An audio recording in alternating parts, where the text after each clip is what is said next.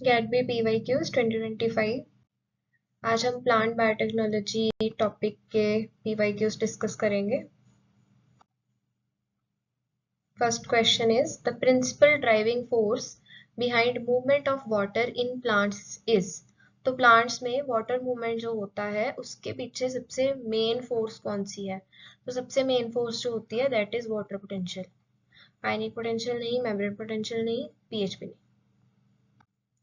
Next question है इन C4 plants carbon fixation primarily occurs in which type of cells?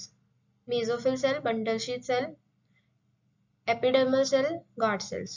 तो देखो ये दोनों तो पक्का ही नहीं है, कंफ्यूजन होता है इन दोनों में। तो याद करना पड़ेगा आपको कि जो बंडल शीट सेल्स हैं उसमें होता है Calvin cycle,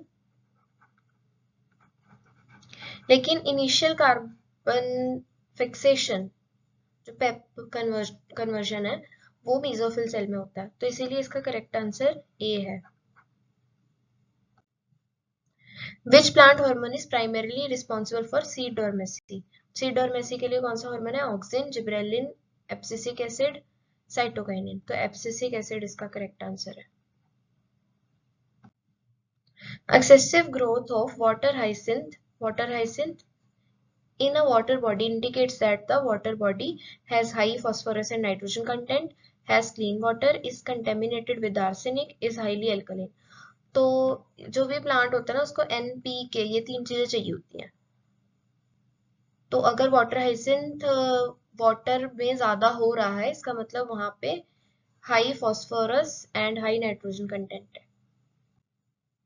transport of nuclear encoded proteins into chloroplast requires. तो बोल रहे हैं कि जो न्यूक्लियर प्रोटीन्स हैं वो क्लोरोप्लास्ट में उनको अगर भेजना है तो उनके ऊपर कैसी सीक्वेंस चाहिए? Hydrophobic transit peptide at N terminus, the protein to be smaller than 150 kDa, KDEL sequence signal sequence in the protein, extensive glycosylation. तो इसका ऑप्शन ए करेक्ट है। एन टर्मिनस पे एक हाइड्रोफोबिक ट्रांजिट पेप्टाइड चाहिए होती है। तो ये थे PYQs। अगर आपको कुछ और एक्स्ट्रा क्वेश्चंस प्रैक्टिस करने हैं तो आप scipits.in को विजिट कर सकते हैं। यहाँ पे आपको TIFR, IIT JAM, CAT B, GATE इन सब एग्जाम्स की test series and crash courses available हैं। Do visit the website. Thank you. I will see you tomorrow.